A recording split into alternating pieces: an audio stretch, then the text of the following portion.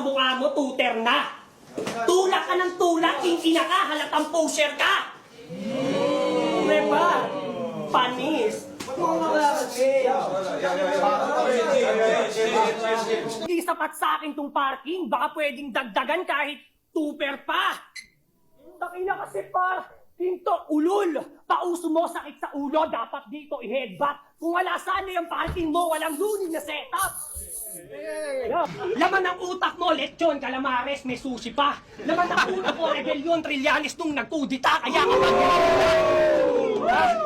Takina! Sakit, diba? Pero di natatalab sa akin yung ganon.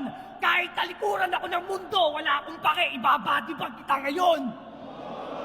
Ang ina! Ito lang to, bumabangga-bangga pa. Umaasta pang geto. Huwag kang piling OG, gago, mukha kang caretaker sa simenteryo.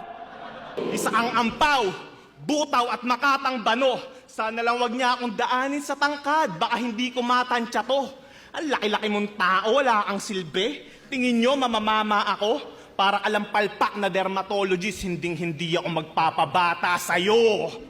Mimisikal na nga pag bumabanat apa-akupal, di ba?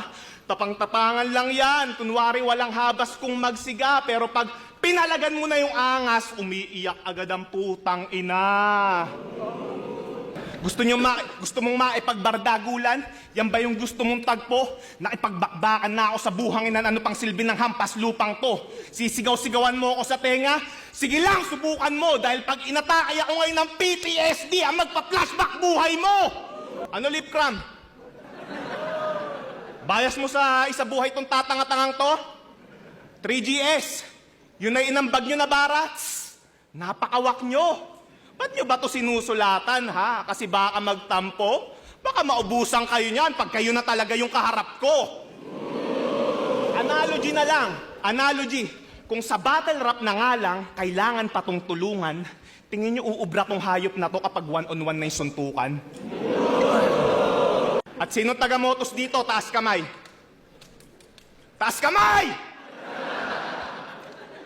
Tangina payag kayo, babastos-bastusin lang kayo ng tarantadong to. Kung ako sa inyo, pag nakita nyo to mamaya sa labas, banatan nyo. At ikaw, mga nagpapakahirap yan magsulat, ba't mo iniinsulto mga batang to? Romano, respetuhin mo naman yung mga susunod na nanakawan mo! Ano? Nasaktan ka ba sa round na to? Well, peace off. F you, kung may problema ka sa mga sinabi ko, kausapin mo ako sa labas ng venue.